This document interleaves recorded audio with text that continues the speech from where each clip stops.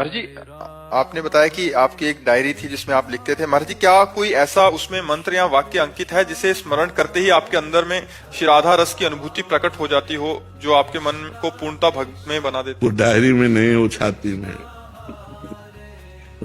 वो गुरुजी ने यहाँ दी है, वो डायरी में नहीं लिखी जाती। डायरी में तो वो बातें लिखी जाती है जो बाहर से मिलती है।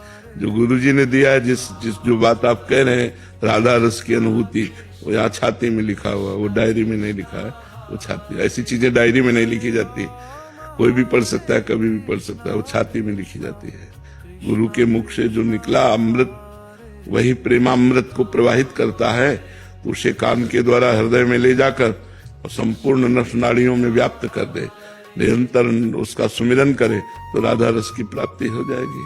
गुरु प्रदत्त मंत्र के द्वारा होती, गुरु वाणी से होती है। सजल सरकार जी, नवदीप से। राधे राधे महाराज जी।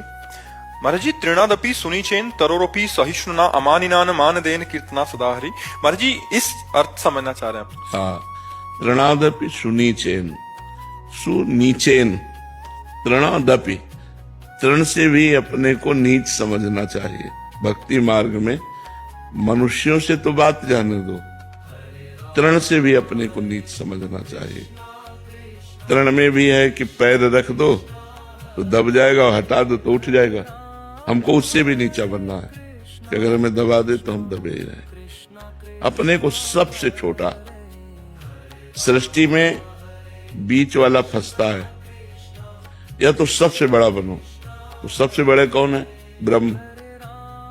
या तो हम ब्रह्मास्मि ज्ञान मार्ग में आओ, सबसे बड़े, सब इतने बड़े बनो कि पूरी सृष्टि को अपने में समेट लो, पूरी सृष्टि को अपने मैं में स्थित कर लो। मैं ही पूरी सृष्टि बना हुआ हूं।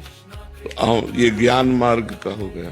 और ये इतने छोटे बनो कि सबसे छोटे बन जाओ, तो भी माया से मुक्त हो सकते हो।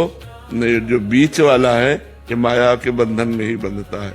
तो तृणादपि सुनीचेन,